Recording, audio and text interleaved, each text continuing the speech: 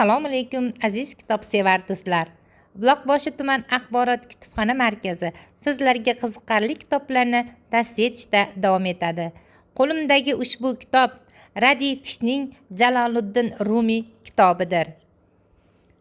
Ushbu roman buyuk sofiy shoiri va faylasufi Jaloliddin Rumiyning hayoti va ijodiga bag'ishlangan badiiy biologik romandir. Roman Rumiyning bolaligidanoq umrining so'ngigacha bo'lgan muhim voqealarni o'z ichiga olgan. Unda Rumiyning ma'naviy izlanishlari, sofiy dunyo qarashlari va falsafiy qarashlari ochib beriladi.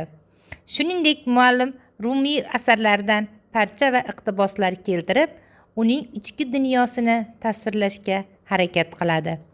Aziz kitobsevar do'stlar, kutubxonamizga tashrif buyurib, kitoblarimizdan o'qib ma'naviy oziqa oling.